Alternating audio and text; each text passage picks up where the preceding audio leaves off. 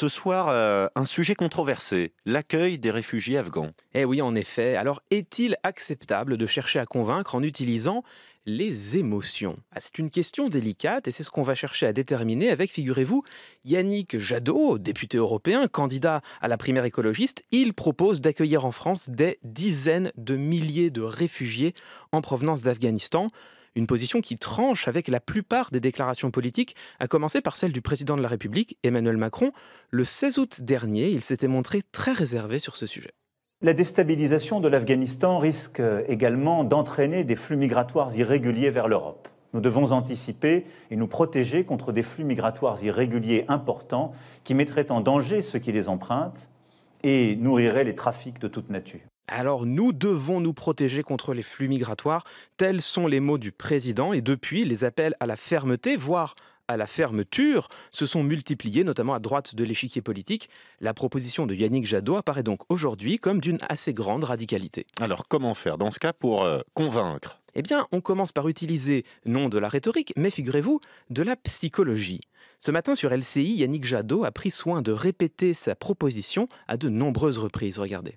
On parle de dizaines de milliers de réfugiés pour l'Europe. On peut les On accueillir. est Ouais. 470 millions en Europe. On parle de quelques dizaines de milliers de personnes. Est-ce que des quelques dizaines de milliers de personnes dans notre pays, en Europe, ça nous pose un problème? Évidemment, ça ne nous pose aucun problème.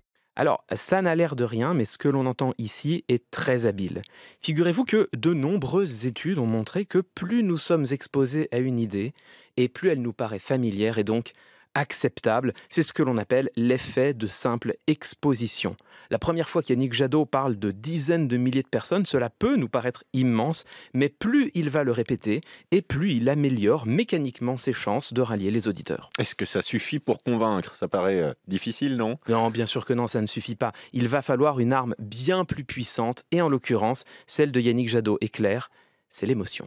On parle de femmes et d'hommes qui, si elles ne peuvent pas quitter l'Afghanistan, sont potentiellement lapidés, tués, assassinés ou emprisonnés. C'est de notre responsabilité morale de faire en sorte que des femmes ne soient pas lapidées demain. C'est une responsabilité morale face à des hommes et des femmes qui sont en danger de mort aujourd'hui. Bon, vous l'entendez, Yannick Jadot égrène les souffrances du peuple afghan, il nous les met dans les oreilles et presque sous les yeux. C'est une authentique stratégie rhétorique. Il cherche à susciter notre compassion afin d'emporter notre conviction. En parlant notamment de responsabilité morale, est-ce que c'est bien moral d'utiliser l'émotion justement, ou est-ce que c'est une forme de manipulation? Eh oui, c'est là, en effet, toute la question. Les émotions peuvent effectivement être utilisées pour manipuler un auditoire.